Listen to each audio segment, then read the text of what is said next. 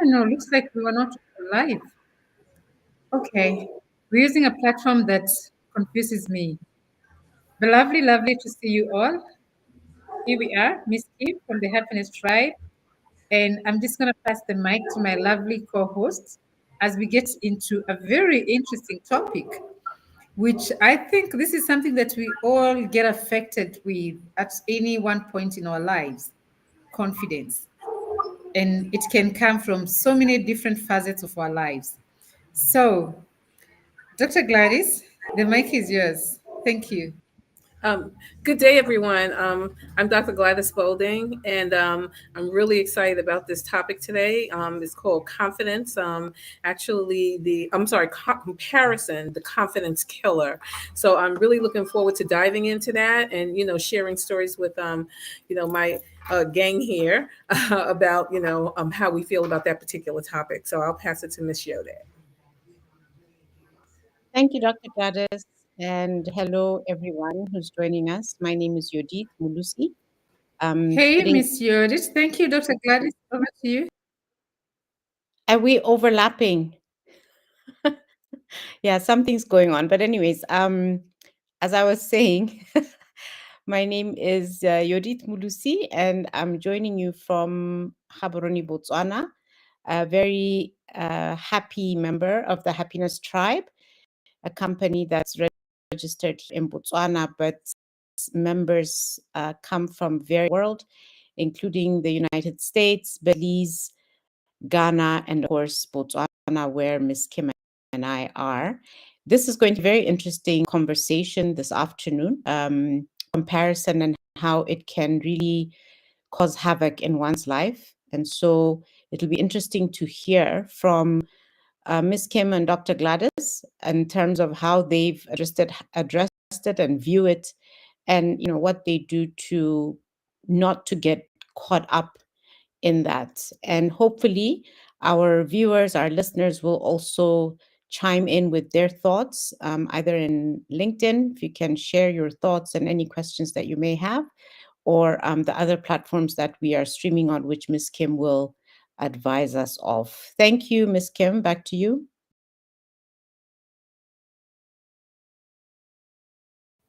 Thank you so much, ladies. Yes, indeed. We have so many external factors that affect our confidence.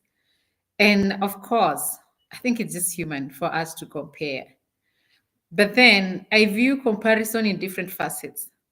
There's that comparison of where I look at what my peers are doing, could be people we went to school with, but then rather than steal my confidence, boost my confidence. But then for you to get to arrive to that, you first need to be very well grounded with your confidence. And there comes a time where it could just be even a speaking engagement, and you just feel, I'm so scared. I don't know what to do. Before I started getting so used to speaking on a podcast, doing my speaking gigs, that was quite a journey. And sometimes you might find confidence has a lot to do with the foundation we place within our children.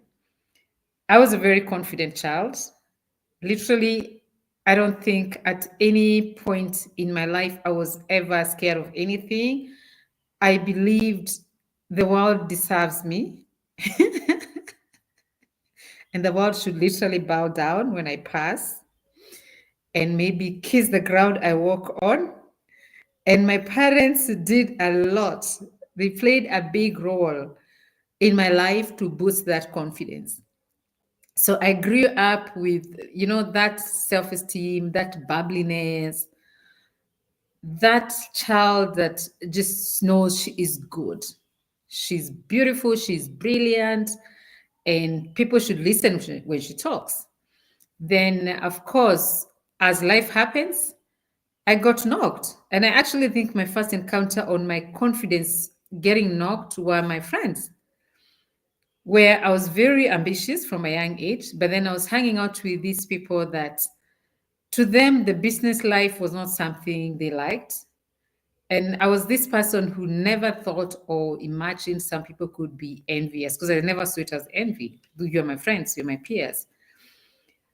But the first thing that hit me was I could get those remarks on, you really like money. You're doing all that for money. And that really, really affected me. That I started seeing it as a bad thing until at some point I lost money and I lost my friends. So I was doing very well. Then when I lost money, I lost my friends.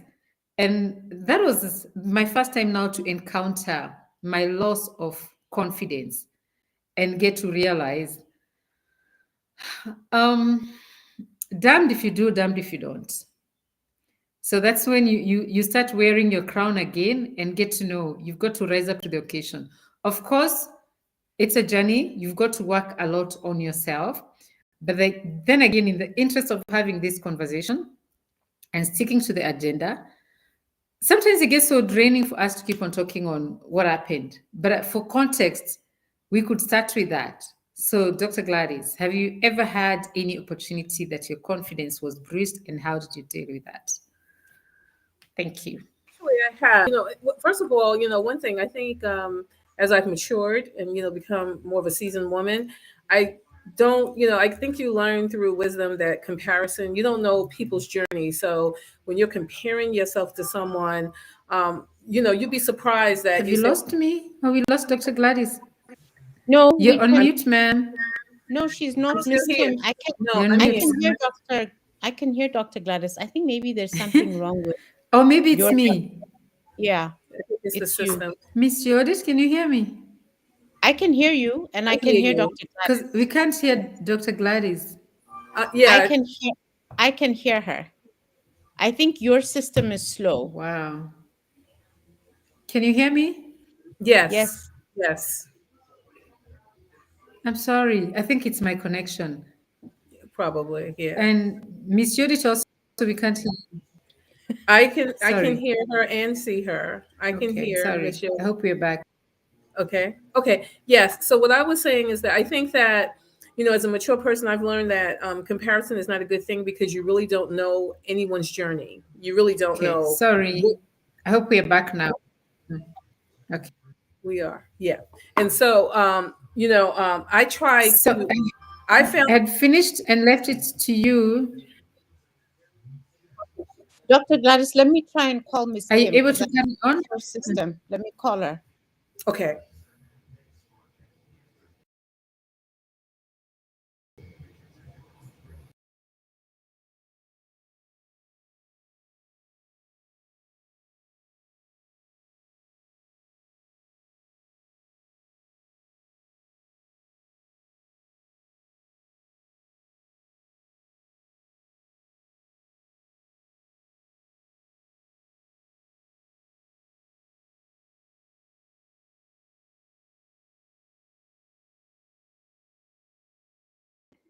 Lost her. I Yeah, I think go ahead, Dr. Gladys. I'll still Yeah. continue to try and reach her, but go ahead. Okay, yeah. So I think when it comes to comparison, it's just not a good thing because, like I said, you don't know anyone's journey and you don't know what it took for them to get where they are. Now, there is a situation where I think comparison may be applicable. I know there's been a situation, for example, when you see someone who's making, more money than you and you are more credentialed. I do believe that that's a legitimate reason to actually make a comparison and to also, confirm your value in comparison to someone else. Now, however, but when it comes to like a lifestyle or something like that, I don't really think that that's a good way to compare yourself because when you start doing that and comparing yourself based on somebody's lifestyle, um, I find that you'll never be happy. That's why it's important that you go after the things that you want as an individual. Because if I've seen people who have made comparisons with other people and saying, well, I don't have that or whatever. Okay, but that's why it's important that you go after what you want and you whatever that requires upskilling whatever that is to put yourself in that position. So I think that in certain cases, like I said, when it comes to like a salary thing and that you are more credentialed, more qualified, you have all of the ingredients where you can show that you can understand why this individual is making more money and you have all of these different positive things that could put you in a better position. So, but as far as but I don't think it's a normal thing, or it should be. It's a good thing, I should say, for individuals to be comparing themselves with other people as far as their lifestyle. I think that's individual, and I've seen it because I've had some. I had a friend who was always comparing herself, and she was very unhappy because she really wasn't thinking about what she wanted. So that's my share with that particular question. What about you, Miss Yodet? Thank you, Dr. Gladys. I'm hoping that Miss Kim will be able to come back in. I believe her network was giving her a problem. I managed to speak to her, but it's a very interesting subject, and I think it can be quite difficult. I like what you have just spoken about, where you have to necessarily compare, especially if you realize that somebody who's either junior doesn't have the qualifications, etc., in order to ensure that you receive what you should, what you deserve. So in that instance, and in those types of circumstances, absolutely you have to. And then hopefully you're also able to pursue it so that you're able to equalize the situation and you get what you deserve. I think the problem, like you said, the problem comes where now it's a lifestyle comparison, and what they would otherwise refer to as keeping up with the Joneses. You want to make sure that you have the you have the whether it's the vehicle, the cars, the house, the vacations, etc. And that's where we start getting into problems, because then you're tempted to, in the process of trying to keep up with the Joneses, is you start living a life that's really beyond you. You start borrowing. And something that I see, for example, a phenomenon that worries me greatly is where people have these amazing weddings, where they spend so much money on splashing, everything from your cakes to the wedding gowns to everything that they put in place in order to outdo the previous wedding, or just in order to shine. It concerns me because now, more and increasingly you hear of people borrowing money in order to do those things. So instead of borrowing money to purchase, your first home, you start off your marriage by spending money that you do not have on a wedding. And I think, where young people are concerned, where now you start impacting your future life, that becomes a problem. So comparison, when now you're keeping up with the rest of society, or that's what you think you're doing by putting yourself into debt, that's where it becomes problematic. So, as a parent, I ask myself, that's probably, it's an extreme example, but it's a very good example because it's happening currently. As opposed to where one would maybe be a little bit forgiving, even though I have a friend who would say otherwise, is, education.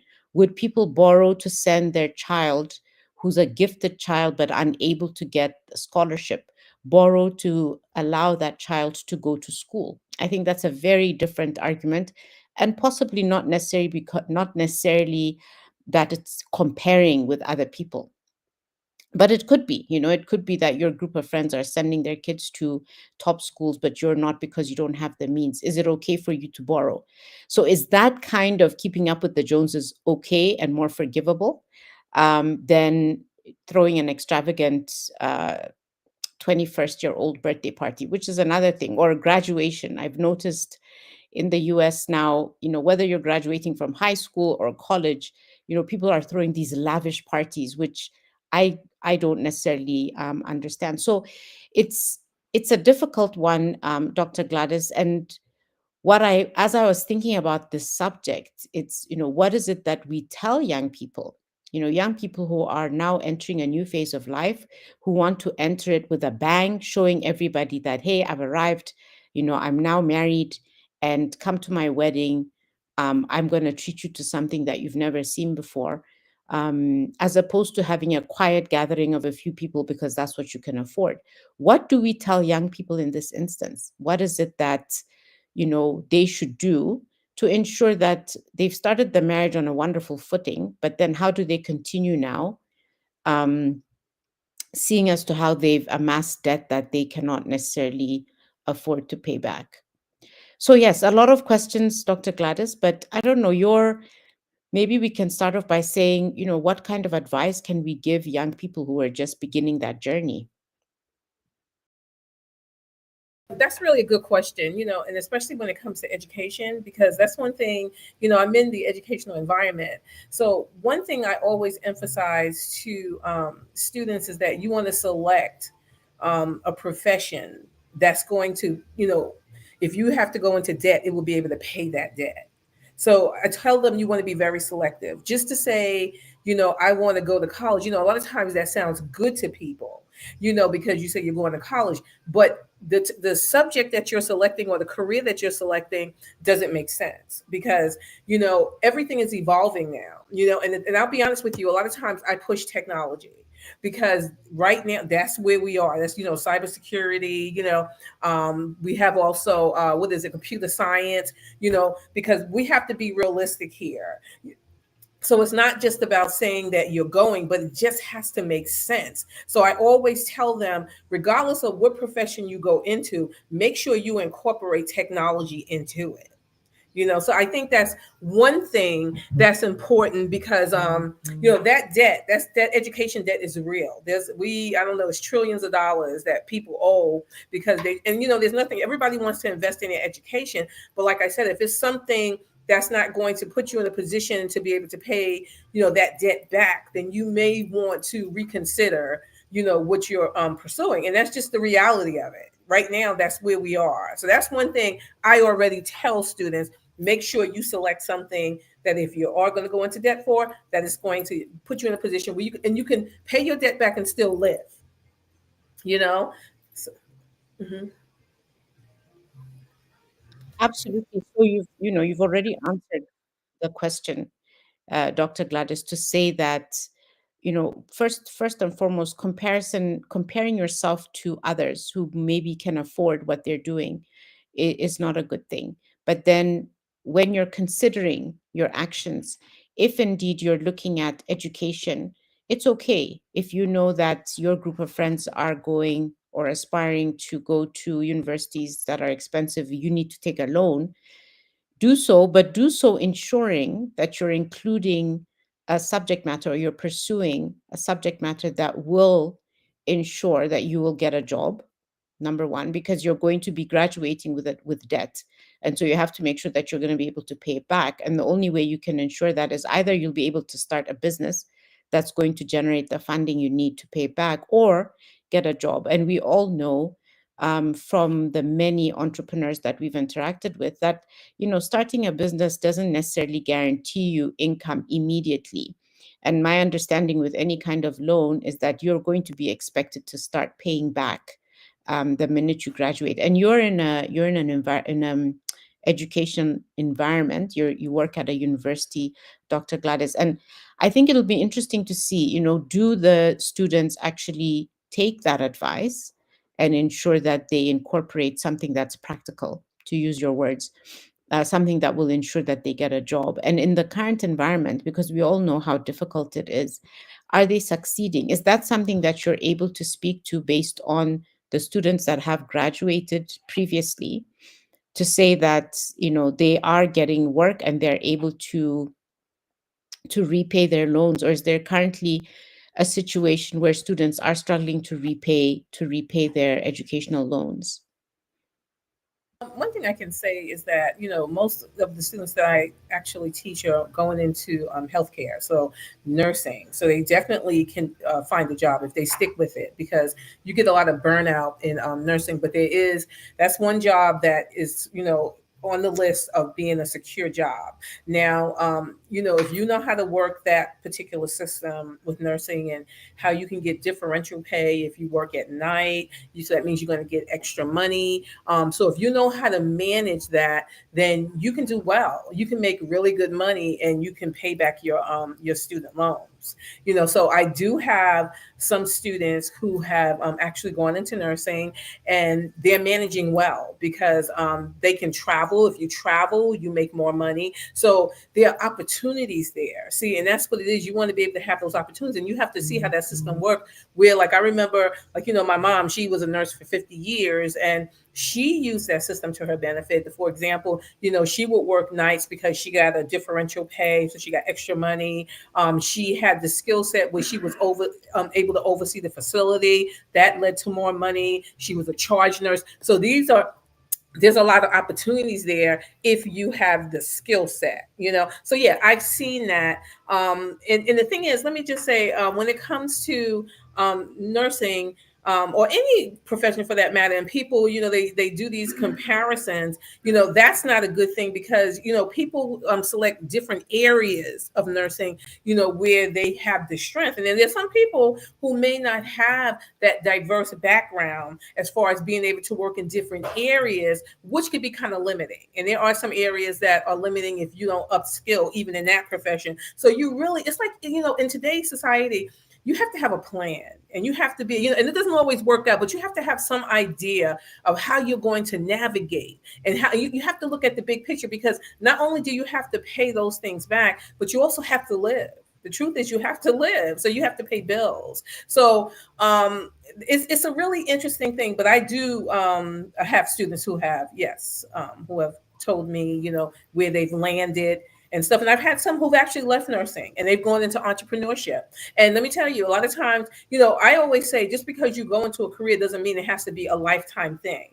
You have the right to change and go into various areas. You don't have to stick with that for the rest of your life. She's now a massage therapist, okay? And she was doing very well with that. But in her nursing skill set actually enhanced her ability to be a massage therapist. So it made sense, and she's doing quite well. She just didn't like all of the nursing, but was very competent and very good, but that's not what she wanted to do. She wanted more flexibility for her life, and now she does that, and she's doing extremely well. So you're not limited to just one thing. Yeah. And that's it's such an important point, Dr. Gladys. I think the way we were raised, coming from a quite a conservative culture and background, it's almost like when you choose a certain profession, you have to follow that, and that's what you're going to do. So if you become a doctor, that's what you're going to do for the rest of your life, and you almost are obliged to complete that journey. But now what's really exciting is when you meet people, and I know a couple of people who've taken a completely different direction from where they originally started, and you'd call that person brave. My goodness, you did this at this age, where you start studying something completely new, unrelated to what you were doing before. There's one person in particular I'm thinking about, and I find it quite amazing. But when you look at her and the type of life she leads, she's a very adventurous person. So, but what's exciting for me is the more people who do that, and the more you're able to advise young people that you don't have to stay in this profession. You can actually change. Do you have the means? And this is where perhaps, to a certain extent, looking around you and seeing what are other people doing. I'm really not happy in this field that I'm pursuing. Who can I talk to see what else I can do? Because I'm not satisfied with my life. So when you're doing comparisons, just to try and stick to the subject that we're discussing this afternoon, when you're doing comparisons in an effort to improve your life, I think that's okay, for as long as you're able to actually do something about it. Where I believe it becomes problematic is you continue to compare yourself to other people around you, and you're unable to do anything to change your circumstances. That most likely will lead to anxiety, stress, and then, God forbid, depression, where depression to a certain extent can immobilize you. You just freeze, and you become bitter, etc. So I think where comparison is required because you want to improve your life and you want to do something different, I think it's okay. Now, trying to find a positive angle to this comparison story. But if the type of comparisons that I understand when you're talking about keeping up with the Joneses is the material type, it's the lifestyle type, which at the end of the day, really, unless you are very fortunate in having a job or a career or a business that is indeed generating the kind of income that you need to keep up with the Joneses, it becomes a challenge, because that's when now you're tempted to get into um, areas that are illegal. You know, you start doing things that are not okay in order to feed that desire to be better than your next door neighbor. So, and increasingly, and now speaking about technology, because we have access to social media and we can see not just what our neighbors are doing, but we now look at what the stars, the influencers are doing, and wanting to do what they're doing, you know, copying their style of dress, etc. I think that leads us into more problems and challenges, especially when you have children. You're trying to guide these children of yours to lead a life that is a quality life, but one that's not driven by material things necessarily. But how have you managed that, Dr. Gladys? If you have, what is it that, from your experience and from the life that you've led, you'll be able to share with young people who are listening to us today to say, you know, is it even necessary to compare yourself and try to keep up with a lifestyle that you simply cannot afford? But one thing you said that, when you're trying to do better, I agree that it's okay to compare yourself. But like I said, your path is entirely different.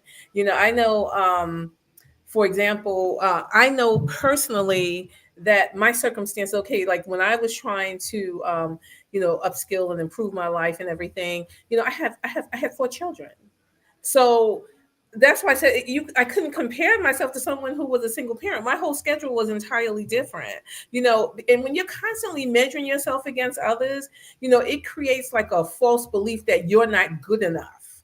And I think that that's something that can happen. So I recognize what my situation was, but a lot of times people don't. When I have a class that is very rigorous, and I have to, when I introduce the class, I have to let them know, like, if you're doing multiple things, because they're thinking, because I'm in there, and I'm in this group, and it does feel good when you're in there because you did take the step, and that is commendable. However, you have to look at your entire life. Are you really managing it? Can you multitask? Because if you have outside things going on, you can't compare yourself with someone who doesn't have all of those things going on.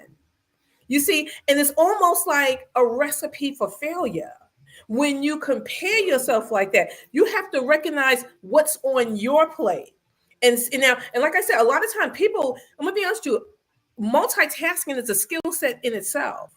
And if you can't do that, then it's like I said, it's a recipe for failure. And a lot of times I see that in the class where students are actually thinking that they can do something, but they don't understand that person has more liberty. They have more freedom to actually engage and put in the work, and sometimes the expectation is, oh, well, she'll understand. It's not my job to understand what's going on outside that classroom.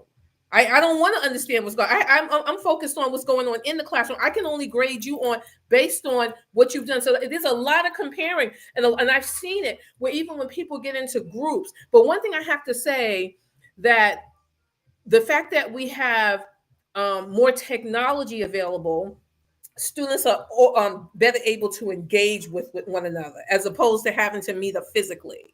So, but yeah, there's a lot of comparison going on, and a lot of complaints among them saying, well, I have to do this. It's hard for them to even meet up, like I said. So it has so there's a lot going on. But what I'm saying, one thing I want to bring to the point, you signed up for this. This is what you committed to.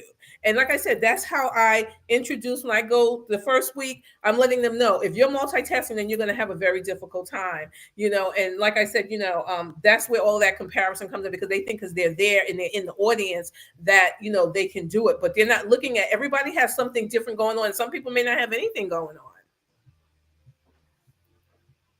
Absolutely. Thank you, Dr. Gladys. And I think what you're pointing out to, and it's something it's recurring in almost all the conversations that we've been having, it's very important to know yourself. It's very important to appreciate fully what your other obligations are. So this is where now comparison will fail you. It will not do anything for you, because you have to first understand what your responsibilities are, before you can make decisions to take on something new. So that, I think that's a very important thing, and something that I'd also reiterate is, ground you have to understand exactly who you are and what it is that you want out of life. The minute you start confusing yourself with things that other people are doing, you're just going to create even more confusion, which will lead to all the negative things that I spoke of earlier. Welcome back, Miss Kim. It's so nice to see you back with us. And it's unfortunate technology is challenging us today, but it's okay. We will overcome it. So I'm going to ask you a similar question. That I'd asked Dr. Gladys, and it's about, comparing yourself with other people. And I asked Dr. Gladys, what advice would you give the young people who are listening to us today based on your experiences, your journey? What is it that you've done to prevent yourself from comparing, my English, comparing you with other people? We spoke briefly about, with Dr. Gladys, the concept of keeping up with the Joneses, which means you're trying to keep up, you're trying to maintain a lifestyle that's possibly beyond you, but you're doing it because you want to fit in, you want to belong to that group of people. So I can imagine the temptation for you, Miss Kim, having gone through your entrepreneurship journey where at some point you were doing exceedingly well in your life. Maybe share with us what are some of the experiences that you've had, and then with that, what advice would you give for a young person now who's comparing to an extent where it's becoming detrimental to them? Thanks. Thank you. And thank you, ladies. Thank you for holding fort. I live in some village in Africa.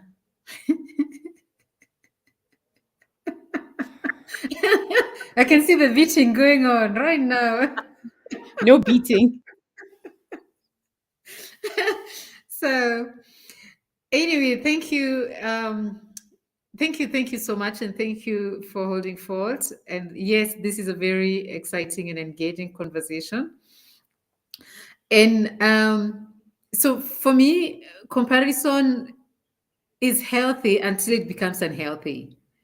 So, if I can envy others with curiosity for me to learn, to get to understand how did they get to point A? We went to school together and this is what they're doing. Without that malice, without getting envious, it's literally wanting to know. So, some of the things I've done to make sure that I can get along with, because in life, you got to understand there will always be people who are doing better than you, and you should be your own best competition. So rather than my envy, I love hanging out with people who have succeeded in doing something that I want to succeed or learn how to do. So I get to them with curiosity. Just going back to the old adage, you are the average of the five people you hang out with. So if you are what I aspire to be, then I'll try to spend a lot of time with you and just keen to learn. And a lot of people who are successful are very, very keen to assist others. And more especially if you go to people that you share the same passion, they want to help you. They don't even want you to go through the tough times they went through. So it's important that we shift from envy to curiosity.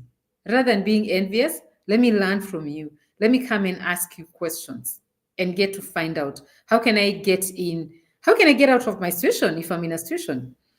And then, of course, having your own personal success metrics is very important. So if I've set my goals and I know the year 2025, this is what I want to achieve. So if we planned we're going to Italy year 2025, and then my other friends, they can go to 50 cities and I can only go to one, and my own competition. So my goal should be, will I still tick that box of going to Italy? It shouldn't bother me that they've done double. They actually managed to go to Italy and Sweden and UK. Because I mean, those are shifts that will always happen in life. And it's important that we are principled, we are guided, we know we have a vision and a mission, we know what we want to get from this life. And then I would also try to limit unhelpful exposure. And one of these is social media. Social media, if you're not careful, you will keep on. We have so many people that post what is not even happening. And also, we have people who are just in the tendency of putting others down. So it's very important that you're mindful of who you hang out with. Otherwise, some people can talk about stories that you end up feeling like you don't live, you don't exist. You start wondering, which it's human. It's only human to go like, why am I not doing anything? So when I set my little goals, I'm very mindful of my small wins. So if these were my wins, you've built your 50 houses, I've only built one, I'm happy. I should be content with, did I tick that box? That is my advice to young people. Be your own competition. And of course, strengthen your self-identity. Who are you? Just be your own comparison. Be your own best competitor. If you build on your self-confidence, then it won't, the rest will be noise. I don't care people are driving what car, but I've managed to accomplish what I wanted to do, and I'm grateful. I'm happy that I've done this. So I think I would only emphasize on closing on just be mindful who you surround yourself with, because obviously, if you get into the wrong company, that would start killing your self-esteem. You get into envy and stuff like that. I hope that answers the question. Thanks, Ms. Kim. It answers the question, but it also yields more questions. And I'm glad that you mentioned the world of social media, because I think it's one of those issues. It's concerning because our young people are, we spend too much time on social media. I shouldn't just say young people, all of us spend too much time on social media. And so when you are there and you see the way people live, unfortunately, some people, and I don't have the statistics for this to say how many of us are actually living that life where we're comparing ourselves to the Joneses. You can only tell. And the example that I gave earlier with Dr. Gladys was this. I'll call it a phenomenon now, where young people are getting married and spending a lot of money on weddings. And sometimes you wonder where that money comes from, because it's not coming from, it's most likely coming from a loan. They get a loan to do that. Same thing for vacations, etc. People take loans to do those things. And so the concern is, we'll advise people, young people, and I love what you said around set your objectives, set your goal for your life. This is what I want to achieve. And encouraging young people to sit down and do that exercise. Ideally, if they have a mentor, to reach out to their community so that they have the support. But also, I would say, have the support to keep them grounded so that they continue on that journey and reach the goals and objectives. Because what I see, and you see this everywhere, where young people are dressing a certain way, or buying certain, okay, Miss Kim has disappeared, buying branded things. So instead of just buying a pair of sneakers that are quote unquote ordinary, it has to be a certain brand, because again, they're keeping up with the kids. So my question now is, and Dr. Gladys, maybe just turning it to you, Ms. Kim has given us some of the things that she would provide as guidelines to young people: setting objectives, sticking to it, remaining grounded. But how do we actually do that with young people? Where every other day you're seeing adverts for the latest basketball shoes that are very expensive. How do we support young people in them not getting caught up in this world of buy, the best branded items? There's nothing wrong with a regular pair of sneakers, but as parents as well, we fall into that trap where we want to purchase the things that are best because of the brand associated with it. So in practical terms now, what exactly is it that we're asking young people, but also parents? Because I think as parents, we have a responsibility to ensure that our children remain grounded. If something is unaffordable, it's unaffordable. And then as they grow through their journey and they become, they're ready to get married, etc., what is the type of advice that we need to keep giving in order to have our children remain grounded in their reality and not want something that's just fantasy? Dr. Gladys? As a parent, that's one thing I didn't put emphasis on was, designer clothing and stuff like that. What was important to me was education. And I think that when you give, first of all, you lead by example. And then when you give children the tools to navigate life, then they can make those decisions on their own. I mean, in the sense of, if you're buying your child designer clothes because you want them to be, I guess, the best dresser or whatever, because in K through 12 and everything like that, how are they going to be able to take care of themselves? You understand what I'm saying? Because you're buying that for them, but can they continue that lifestyle if you haven't provided them with the tools to navigate life, or put them in a position where they could afford those type of things? So I basically, as a parent, I led by example. That was not something that was emphasized in my home. What was emphasized was giving them the tools to navigate life. Now, whatever decisions they make after that, that's on them. But guess what? They're employed, or they're entrepreneurs, or whatever that is. They were giving those tools. And so if they decided that they wanted to get into designing things, I have no control over that. But however, that's not what I emphasized in my home. That was not, buying, all these high-end designer clothes. And let me tell you, there were kids, not to say they didn't come home and they saw, other peers with, those designer things, and it's difficult because you have the peer pressure. But one thing I can assure you, they were always presentable.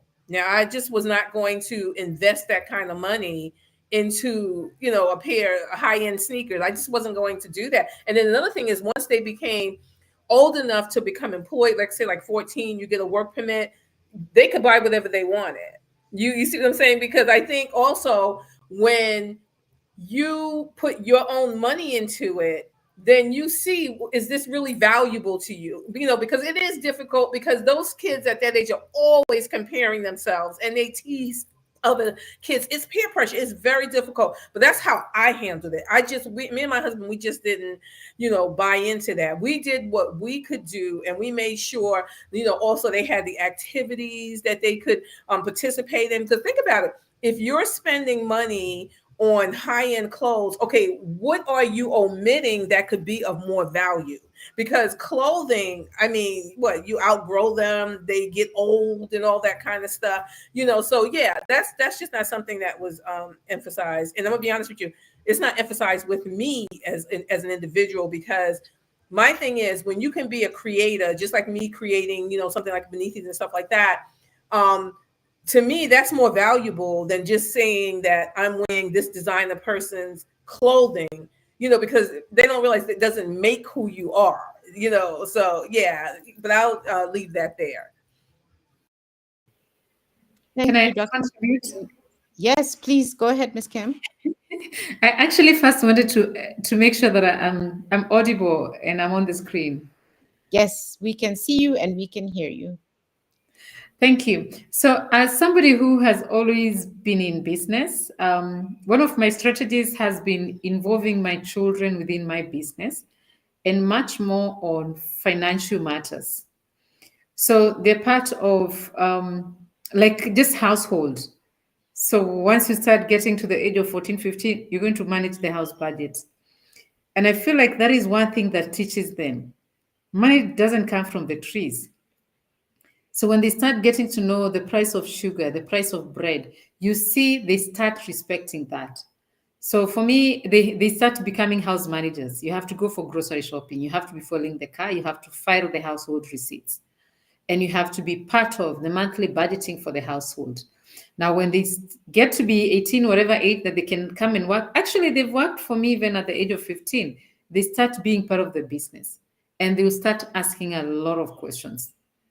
They ask very interesting questions like, so how do you export things? So they actually, I remember one time my daughter feeling like we are so robbed when you're paying duty to ship things. And she's finding it so complicated, like, why would you pay? And I'm trying to explain, you have to pay tax, there's duty for you to ship things, and then you have to pay government tax. So they start understanding, and why do I pay tax? It's a strong way of starting to teach them financial responsibility and independence. So now comes to, like, right now I'm working with one of my daughters. She has 1,001 questions, and she is actually in charge of paying salaries to staff. So before she says, I need the latest sneakers, I ask her, okay, is there money in the account? Was it budgeted for? Did you get your salary? Was it the money you're expecting? Are all the bills paid? So that just teaches them responsibility when they're very, very young.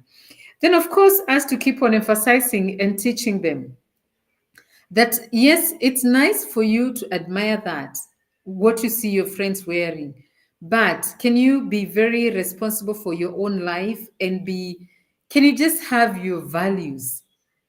Can you just get to know that if you plan nicely, you'll also get to, just the best I can give you is education. The rest, if you work extremely hard, you're going to be the world best lawyer. So all these sneakers that you're seeing, you'll even own a sneaker shop. I think all our teenagers are, those are things that stress them: gadgets and sneakers. So And when they're involved in the family discussions on budgeting, they stop giving you a lot of pressure on, I need this and that. And then they have their salary or their allowance, which obviously they have to earn the allowance. So then this is your monthly allowance, you budget for that. Stories in the course of the month, not entertained. Thank you. And that's a wonderful strategy, Miss Kim. I think young children who are brought up helping manage family businesses also become risk takers, and they're keen to start to try entrepreneurship as opposed to chasing, employment opportunities, which I think is great. It teaches them a lot, and I agree with you in that the financial discipline, especially being, giving your children an allowance and telling them that's it. It can be a difficult thing to maintain, but when you become strict on the things that you will and will not do, it helps to teach them something so they can compare away, to whatever it is that their friends, etc., are getting. But when they remain grounded in something, and I believe one thing that we all have in common here is the emphasis on education. Education is something that will give you the tools, to use Dr. Gladys's words, to be able to navigate life, to be able, the tools that you need to do well in life. And so, but that conversation in terms of ensuring that your children remain dedicated to their academic career is another conversation. But I think if you're able to do that and to show them that once you have an education and a good education, you'll be able to do whatever it is that you want, and hopefully be able to afford those things that you really want for yourself. But then I want to go back to this topic of social media, Miss Kim. And I know both you and Dr. Gladys are very big fans and promoters of technology, and maybe also appreciate better social media. I'm not a very big social media person, but how do you, and but my worry and my fear, from certain social media platforms is just that whatever it is that these children are seeing, they're seeing lives and lifestyles of people, and they aspire to want that. And maybe I'm beating a dead horse, because I keep coming back to that, but I'm very worried. I'm worried because we see and we hear of an increase of cases of young girls at universities who are doing things that are probably against the values that they were raised with, that does not give them any dignity, etc., as young adults, as young females. But they're doing this in an order, some of them just to maintain life, basic life conditions, to pay rent, etc., but others to be able to keep up with the Joneses. You're both women, you both understand some of the circumstances by virtue of the stories that you hear and perhaps the young people that you interact with. What is advice that you'd give to these women who are, and maybe even young men who are engaging in activities that are not, in the long run, not good for them, and definitely does nothing for their self-esteem? What messages would you share with them on this matter? Any Do you one want of you? to? Go ahead, Okay. Miss. Okay, I can go first.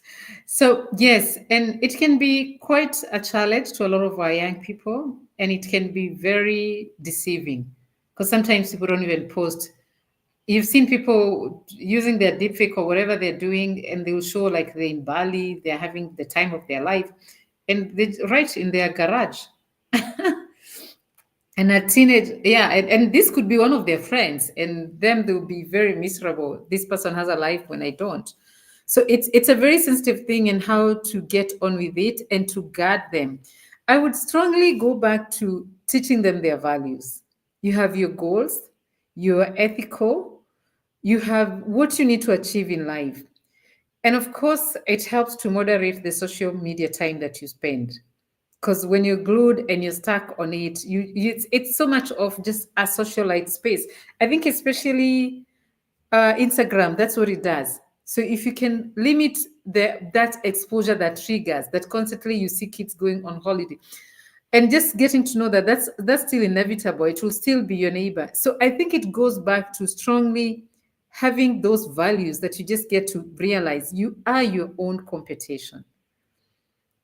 Stop constantly looking at others are doing better than you, and so everybody has gone to New York, I didn't manage to do that, everybody has done this. You're not everybody, you are your own person.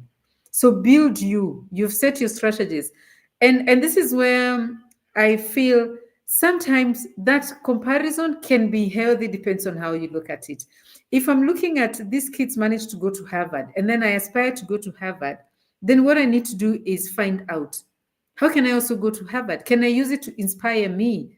Then use it for envy. Then use it to sort of just make me feel. So that's strongly just goes back to how grounded are you? How is your self esteem? How is your confidence levels? How do you set your goals? You know, if you constantly have that and reinforce it on children, they will be comfortably telling you, yeah, those ones, that's how they live their life. That one just graduated and the mother bought her a Jaguar or a Jeep, and you find the child is smiling and she's okay, she has her path, she knows. We've agreed as a family, my investment is education. That's the best my mother can give me. The rest I'll build for myself. That's good enough. It takes time. It's a tough one for us to be comfortable within our own skin, but it's the best we can do. And maybe just ongoing mentorship, just talking to them, emphasizing that, yeah. And gratitude, gratitude. I think if we can all learn to be grateful for what we have, we'll then stop constantly feeling like their life is better off than mine. Dr. Gladys, the mic is yours. I totally agree because those platforms like Instagram, TikTok, and LinkedIn, and they actually magnify the comparison effect. So it's a huge issue, and they even have studies that show that even 10 minutes of social media use, it actually can lower your self-confidence. It's just amazing, and especially with young people. But let me just say, also with adults as well. But we're talking about young children right here. The thing is, I totally agree. I think there has to be an ongoing conversation, because think about it, technology is somewhat, kind of new with all that's going on. But I definitely think, like Ms. Kemp was saying, you have to emphasize the values that's in your home. But it requires a lot of conversation. You have to keep checking in with your child to make sure that they're mentally okay. So it's not like you can say, okay, we had this conversation one time and then, they're all right. You have to keep checking in. It's a difficult thing. I don't really have a clear answer, except for like what Ms. Kim was saying, definitely checking. They need some type of mentorship, and the family as a unit. You have to have these conversations. Also, another thing is reducing the amount of time that there's interaction with social media. And that's actually happening here now, where the phones are being taken away during class time and given back to them, which is a good thing because they were losing complete focus. And again, that's leading to the comparison effect. So there are things that are being done, but this is all new.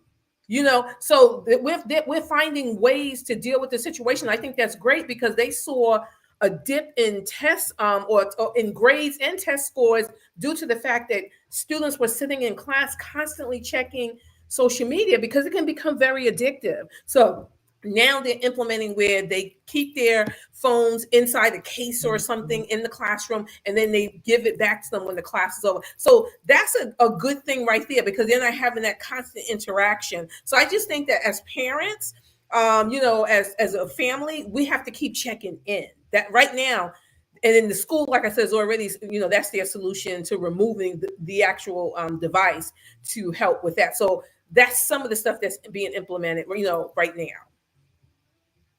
Thank you, Dr. Gladys. And I, I agree with you in the constant checking in and communication. It's something that is so important. And we have to do it as parents. And some of it may be uncomfortable conversations.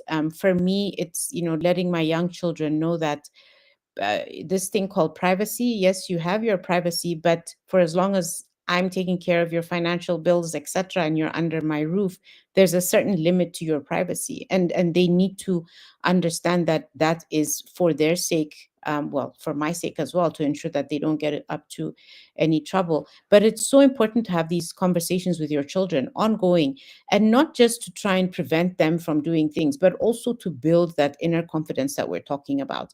Miss Kim says she exposes her kids to her business, and I've seen them, conducting training, managing children, etc., being very responsible. So you can imagine the kind of young person that you're able to groom, as you're exposing them to things that really matter in life. So I appreciate both your responses. And I think, Dr. Gladys, you've started touching on what I was going to ask next, and possibly my last question on this subject is, what are we saying to each other? What do we say to adults? Because sometimes, yes, it's the young kids, who are comparing and wanting things and doing things.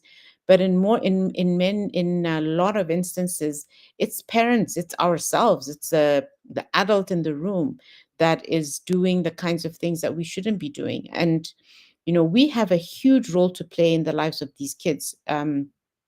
Some of us take it for granted that because we drop them off at school in the morning and they're under the care of the school for a good part of the day, that the school is going to raise the kids, they're going to enforce.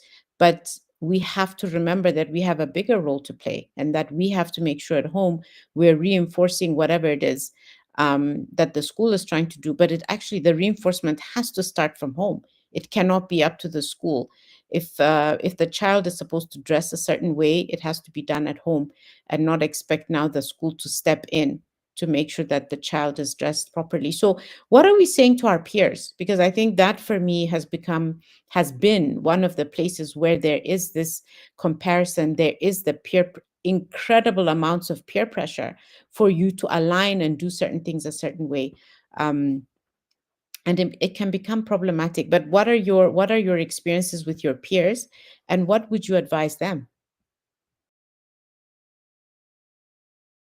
Should I go first? Okay. So actually, just to mention one more comment on kids before I make suggestions on our age group, because they're there, we are there. It's yeah. There are days I wake up feeling like, no, I want to wake up in a five-star hotel, and I'll think about my friend who flies from Cape to Cairo, and I'll call her. That's which is actually my strategy. You're not leaving me. How are you making this money?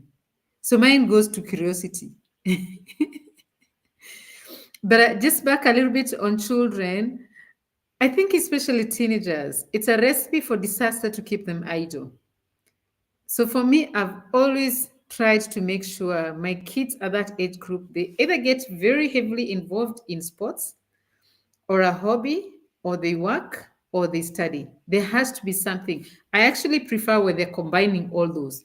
You study, follow your hobby, do an activity, an exercise, and you work, because you need to understand the value of hard work. And I also feel it's very important for kids to be able to make money. I feel like it's one thing, making your own money boosts your self-esteem. I don't think anybody wants to keep on waiting to ask mommy or daddy money for a movie and explaining. I think the most draining thing about depending on anyone for money, it's you have to explain to me why you need the money. So on adults, I feel like bottom line, when we start comparing, that is borderline affecting our self-confidence. Because when we are so confident within ourselves, then we don't care what Mr. Jones they're eating in their house and where they're going on vacation. We're very comfortable within our skin. So it would be a lot of us to keep on doing our own personal development. Choose and choose well your peers, the people you hang out with, because sometimes that can also be something that just throws you off. where you're hanging out with toxic people and they're there. And then, of course, as well as adults, we need to build in some hobbies, something extra we do. I feel like when my confidence is leaning low, some of the things I do that really helps me, that's when I go so hard on doing charity work. When I help somebody, that boosts, I feel important. I think I even do it more for me than them. I feel I'm serving humanity. So I made somebody smile. I served somebody hungry. I sat with somebody who was sad. I give them some inspiration. It makes me feel good. So giving kindness, doing charity work really, really does help in times that you're feeling like I can't take the weight of this world. It's heavy on my shoulder. And then of course, rather than envy, turn into curiosity. I don't know if you've experienced that. I'm not sure if you ladies you only fly business class and first class. My goodness, I have to really have negotiated and sold my miles for me to get to business class. But there's always, do you always get that feeling when you have to walk across and leave so many people and go to some? I look at those people and just go like, so what did you guys do to get here? Why are you in first class and business class? Can Miss you Kim, tell you're me? okay. Well, some of them are clearly traveling for companies that have certain policies, depending on the number of hours you're traveling, they put you in business class. But yes, I'm sure there are wealthy individuals who also just they can't see themselves flying anywhere else in any other And class rather. And still, if your company put you there, it put you there because you deserve it. So you're still blowing a good salary. You still have done something of value for the company to be putting that money on you. So, and what I've done, the few opportunities I've had to travel business class, which was mostly where I negotiated and sold miles, you should edit this part. Out there. I will milk my seatmate dry. It's actually one thing I enjoy about business class. Yes, my seatmate has because it's obviously always a global. It's a wealthy person, 99%. It's a wealthy person. It's somebody who will end up telling you, it's this flight. I'm not trusting the pilot because my private jet had left with my staff to go to Virgin Island, and from there you're going to give me your WhatsApp number. That cannot be. I need to understand and learn. How are you there? What can I do to get there as well? And also the VIP lounges within the airports. You find very clean, classy business people. Yes, that one I'll finish my business, but when I want to sit and engage with somebody, I will be extremely curious to understand how did you get here? What miracles are done for people to get here? So I think for me, my appeal is to our peers, rather than envy, let's be curious. Let's ask them. Let's talk to them. Let's engage with them. Thank you. I love that, Miss Kim. And if any of the airlines, if anybody from a major airline is listening, they need to call you to help them with some of the marketing that they're doing, because you've just given a very different spin to traveling business class and sitting in the lounges, an incentive to young people. Don't just sit in business class because you want to experience it, although you see, and fortunately nowadays people share their experiences. I've seen a couple of YouTube videos of people in first class, and you can't believe that they're actually on a plane. But do it also to meet other people and learn, what is it that they're doing.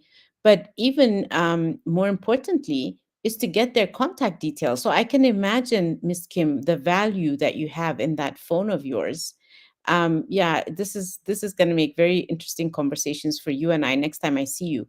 But it's a very interesting point that you raise. You sitting aspire to sit in business class or first class, not just for the experience, I'm repeating, but also to appreciate and possibly develop a relationship with somebody sitting there who's there because, and they're always there because they can afford it, as a way of becoming curious about how to get there, and not just staying in a space where you're constantly envious. and jealous of. Wow. Thank you, Miss Kim. Over to you, Dr. Gladys. Um, Repeat the question, please. Sure. No, I was I'm asking thinking.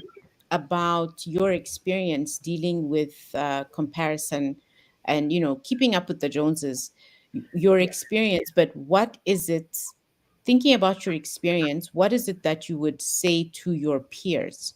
Because often, more often than not, it is our peers who are perpetuating this problem. We're trying to keep up with the Joneses, our children are watching, and then they end up doing the same. What would you say to your peers? Okay. Yeah. One thing I do want to mention is that I think a lot of times when it comes to comparison, it comes down to self awareness. I think that a lot of times, because if you're comparing yourself to someone else, you can't possibly be thinking about what you want because you're more interested in what they want. And I can give you a good example because I have a couple of friends who they actually have brand new homes, right? And my home is an older home, but I like it. I like it. So they said to me, as a matter of fact, this wasn't long ago, maybe a couple of months ago. So are you going to move? I said no. Because I've been upgrading my house for the last few years, and I like it. And let me tell you also what's happening. And let me just it's going to change the subject just a little bit, but I'm going to come back to comparison, and because it's still under that same umbrella. But the thing is, the homes that they're building today here in the U.S., they're not holding up very well. I just want to say, whereas my home is a brick home, it's an older home, and it has a very strong foundation. See, so a lot of times when people are making these comparisons, they don't really see what's actually going on. One of them had to put $30,000 into her home before she moved into it, and it was brand new. Okay, and this is becoming a common thing because they're basically just giving you a shell and telling you to fill it in. And they're charging these astronomical prices. Where I have this home has a very strong foundation, it's brick, and I've upgraded it and I love it. So I'm just saying, so they were making a comparison because my home was older, but because I feel strong in my decision, I was able to say, no, I'm not going anywhere. You see what I'm saying? Whereas someone else, and I've seen this before, would say, well, I'm going to find a new house. You understand what I'm saying? Just to feel like they're keeping up with their peers. But no, I said no. And then I like, my mortgage is not astronomical. Why would I want to put myself in that situation? I'm having the experiences that I want to have because of the situation I'm in. If I were to go out and buy a brand new home, it would increase my mortgage. My lifestyle might change. I'm just saying. You see what I'm saying? So that is a good example of what I just experienced recently. So no, I tell them, no, I'm not going anywhere. And I'm living the life that I want to live because I'm strong in how I feel. And I'm not worried about, oh, their houses look very beautiful. Don't get me wrong. They look beautiful, and there are probably some people, I'm sure they're very envious of it. But no, I want to stay where I am, where I feel comfortable and I can do the things that I want to do. Yeah. So just want I to love leave it there. it. Thank you, Dr. Gladys. I think, and you've just said something that's so important. We're comparing ourselves to other people, not fully understanding exactly what lies beneath whatever it is that they're showing us.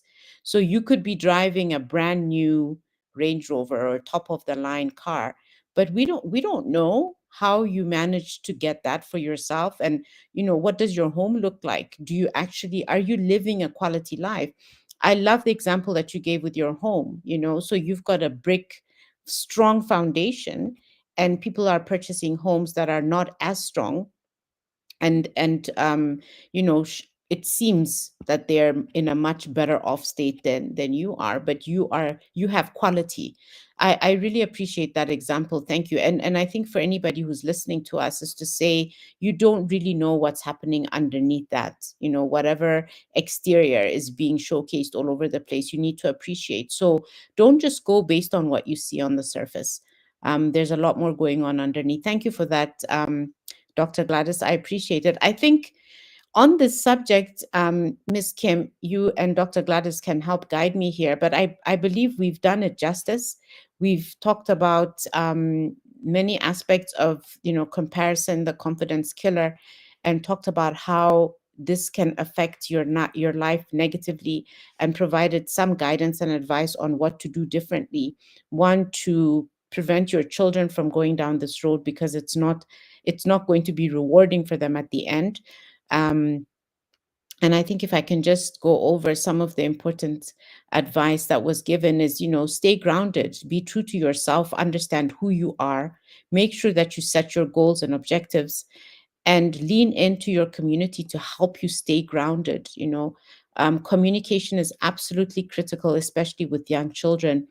Involve them as much as you can in household budgeting, if you're running a business, in your business, so that they can understand what that looks like from an early age, and hopefully aspire to become entrepreneurs as they grow older. And I'm saying this because I believe that it's nicer to be your own boss where you can.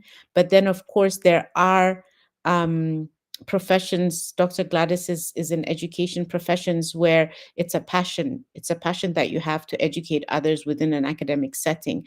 So be grounded, stay true to yourself, and never completely believe what you see on the surface. Take the time to examine something if you have to examine it, but otherwise be real, be true to yourself, and focus on those things that will bring you positive rewards. And by positive rewards, I don't necessarily mean money or material things. So if we could, we've got about 15, just a little less than 15 minutes left.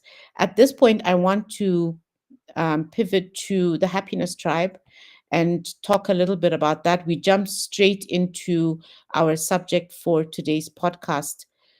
So let's discuss the Happiness Tribe and what we do and why we exist, and some of the marketing that we're supposed to do on this podcast. Miss Kim, may I hand over back to you for us to go into um, that conversation before we close for today? Thank you.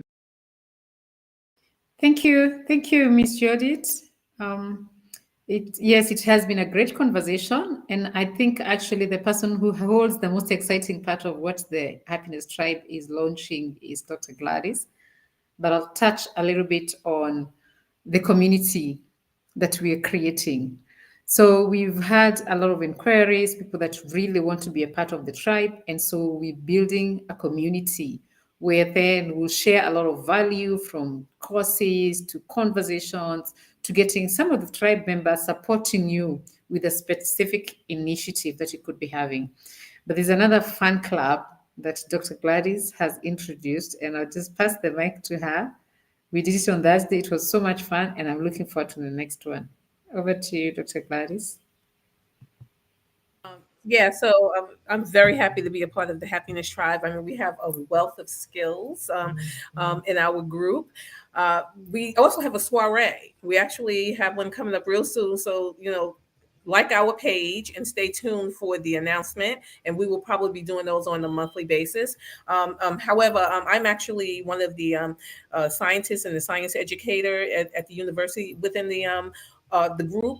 And also I'm also an entrepreneur. Okay. So I also have a product called Beneath These, and it's an undergarment for women because women require options. It's a very nice undergarment where it has 4-way stretch, and it actually comes in color for color coordination. You can check that out at beneaththese.com. And I'm also on Facebook, Instagram, as well as TikTok. So yeah, so we have a wealth of skills and knowledge amongst us. So it's a wonderful group to be a part of. So like I said, stay tuned for our announcements and join our LinkedIn page so you can see our daily postings. Next to you, Miss Yoda.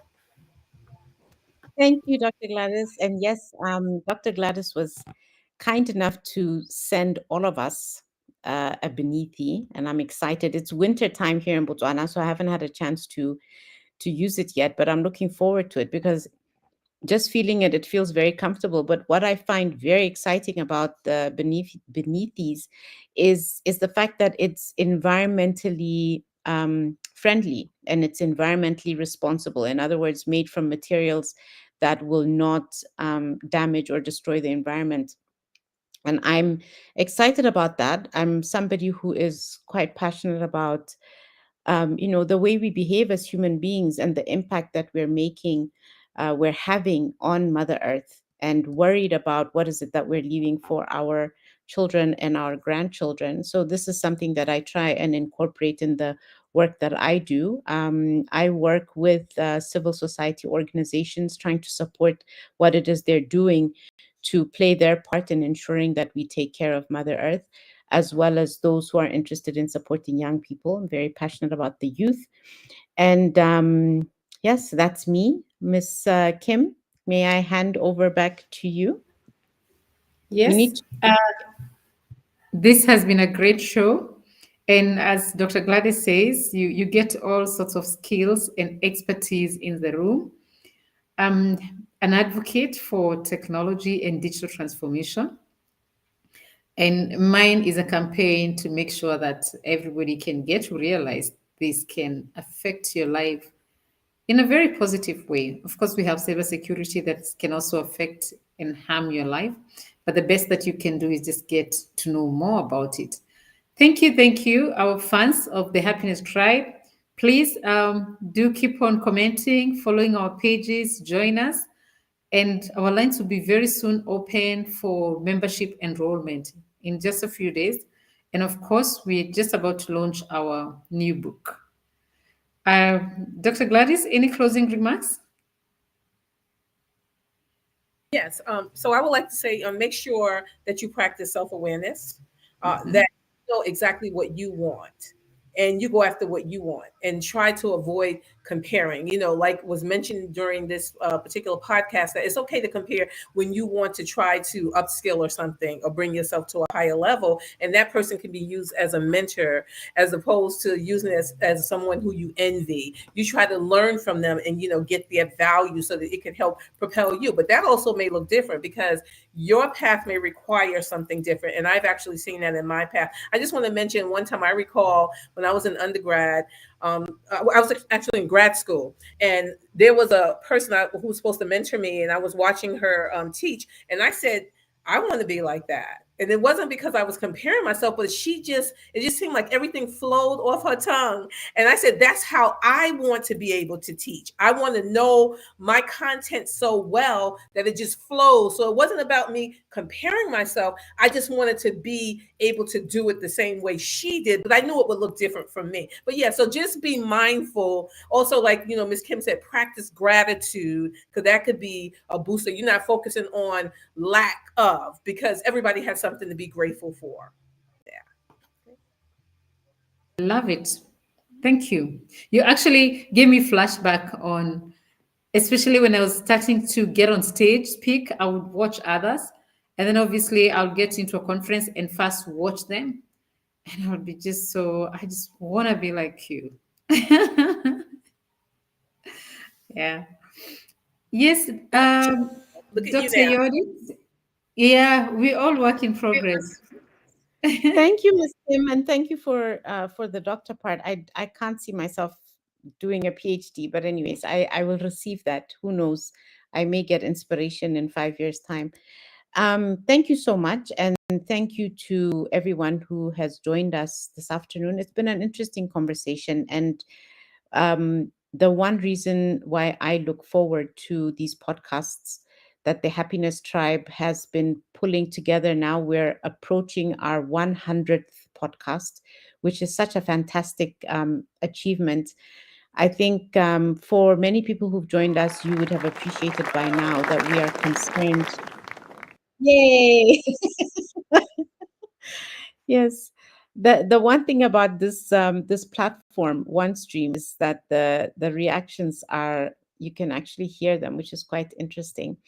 But yeah, we've talked about, a variety of subjects, and everything intended really to provide inspiration, maybe seeds of knowledge, hoping to support people who may be struggling in life right now, and making a deliberate effort to emphasize, hence our name, that happiness is something that actually can be achieved. It means different things to different people, but that thing of feeling satisfied and having gratitude for the life that you're living, and to let you know that you're not alone, that there are people who are out there who would support you. So my closing remarks, Miss Kim, is to emphasize that lean into your community. And if you do not have a community, do not hesitate or feel shy to reach out to people that you look up to.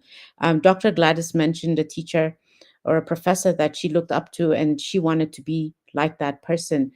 You know, it never hurts to ask. The worst that somebody can tell you is no.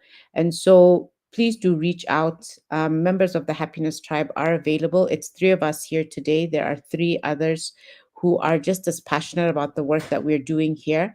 And I'm very proud to be associated with the Happiness Tribe. Let us know if there's anything specific that you'd like us to discuss, and we definitely will consider it. The other thing that I'd like to emphasize is the fact that we will be brave enough to take on subjects that we don't necessarily understand by inviting somebody who's a subject matter expert in that area. So please feel free to contact us. It's always a pleasure to have these conversations. Look forward to Sundays every week. And yeah, be brave, be yourself. It is so important, and lean into the community that you have. Thank you, Miss Kim. Back over to you. Thank you so much. Thank you. It's always a pleasure to have you, Dr. Gladys, Dr. Yodit. Let's just wing it from now on, Dr. Yodit. It just feels so nice. Our listeners, we appreciate you, and the Happiness Tribe podcast wouldn't be the same without you. You're the people that make the Happiness Tribe be the Happiness Tribe. And we look forward to seeing you next Sunday. My closing remarks, please guard your self esteem, your confidence with every ounce of your being.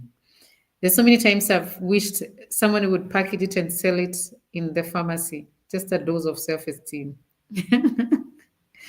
And it just goes slowly, like just how you kill it. And one of the things that does kill that self-confidence, it's comparison.